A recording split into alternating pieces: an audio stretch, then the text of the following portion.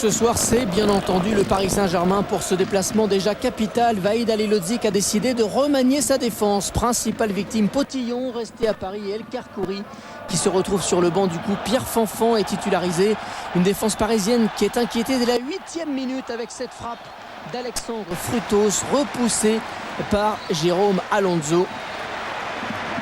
Alonso qui s'interpose avec la jambe des Messins qui aligne comme toujours une équipe très jeune, la plus jeune de l'élite, 23 ans de moyenne d'âge. Et cette jeunesse messine est fougueuse avec le corner qui suit, un corner frappé rapidement, trop rapidement pour Monsieur Duhamel qui n'avait pas donné l'ordre de tirer.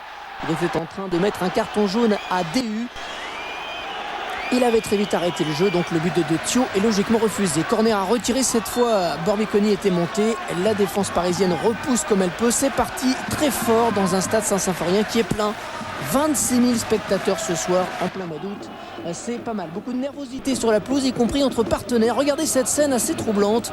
Paoletta attendait que Bernard Mendy lui glisse le ballon sur un coup franc. Il le voulait sur le pied droit. Mendy n'a pas compris ce qu'il voulait exactement. Manque de coordination et manifestement, ça énerve beaucoup le buteur portugais. Paoletta qui joue son 100e match en Ligue 1 ce soir et qui espère que Fiorez et Jérôme Leroy lui donneront de bons ballons, même si ici c'est Frédéric Déhu qui a servi le portugais. Paoletta en bonne position face à Agassa, le gardien du FC Metz, mais Morizot est revenu à temps. De la nervosité, de l'engagement également de part et d'autre avec de jolis gestes. Et une équipe du FC Metz qui est en possession du ballon avec Marchal, long ballon pour Marchal à destination de Thio, l'intérieur du pied. Excellente occasion pour le Sénégalais associé à Trésor Moreno en l'absence de Hakim Sassi blessé dans la semaine. Thiam venu de Lausanne en Suisse, et à propos de Suisse, eh bien sachez que Yakin, opéré à Bâle, ne devrait pas rester au Paris Saint-Germain. Les dirigeants semblent bien décidés à dénoncer le contrat et à le remplacer par un joueur qui ne sera pas Riquelme. Vahid Halilhodžić n'est pas intéressé par Riquelme. Après un début messin réussi, le Paris Saint-Germain entre dans une bonne période avec ici une bonne frappe de Fiorez. Frappe sur laquelle brille Agassa, le gardien togolais du FC Metz. Fiorez a également profité d'un bon appel de Paoletta pour se créer cette occasion. C'est un match très ouvert, très équilibré auquel on assiste. Avec un Vahid Halilhodžić un peu nerveux sur le banc. C'est vrai que le Paris Saint-Germain, on l'a dit, est sous pression.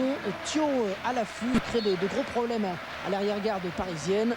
Nouvelle bonne occasion peut-être sur cette tête de Thio qui passe juste à côté. C'est Trésor Moreno qui joue donc à côté de Thio, le Colombien qu'on n'avait plus vu depuis 1 an et demi sous le maillot du FC Metz. Il était reparti de la saison dernière en Colombie. Le temps de regarder ce ralenti. On est reparti de l'autre côté avec, vous allez le voir, Fiorez très souvent en position d'attaquant qui va se retrouver face à Agassa, mais retour gagnant de Schumann par l'ancien Castelroussin qui est venu contrer. Ensuite il y a une faute claire et nette sur le gardien messin Agassa. 0-0 en tout cas à la mi-temps, mais un bon match, bien enlevé avec du rythme. Mais le Paris Saint-Germain n'a toujours pas marqué, record battu. Jamais le Paris Saint-Germain n'avait attendu aussi longtemps pour inscrire son premier but dans la saison. Pas de changement en seconde période, ni en ce qui concerne les acteurs, ni en ce qui concerne les intentions. Avec encore une fois le cas qui est décalé, qui frappe et parade sans trop de soucis pour Jérôme Alonso. On est reparti sur les mêmes bases que la première période avec des occasions de part et d'autre. Frédéric Dehu en possession du ballon avec maintenant Cubillier. Long ballon direct pour Paoletta, la tête à l'envers de Paoletta. Agassa qui revient, le poteau, Ogbéché qui va marquer, Agassa qui est revenu au dernier moment.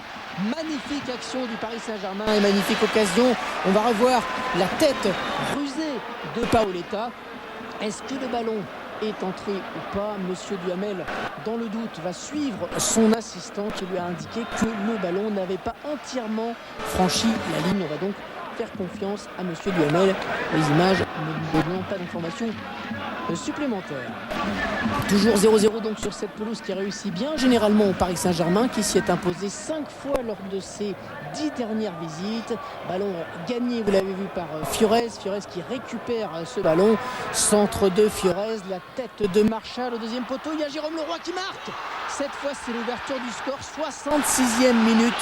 Premier but de cette partie et premier but du Paris Saint-Germain dans cette saison 2003-2004. Pour la plus grande joie de Vahid Halilhodžić et des supporters parisiens, il a tardé ce premier but, mais Dieu qu'il est important, pas de chance pour les Messins avec la tête malencontreuse de Marshall. Et puis vous l'avez vu, Allegro qui détourne ce ballon, ce qui prend à contre-pied le gardien Agassa. Paris tient donc pour l'instant ses 3 points. Il reste 10 minutes à jouer, mais Metz, déjà battu à domicile par Ajaccio lors de la première journée, ne veut pas mourir. Frappe ici de un nouveau Moreno, bien détourné par Alonso.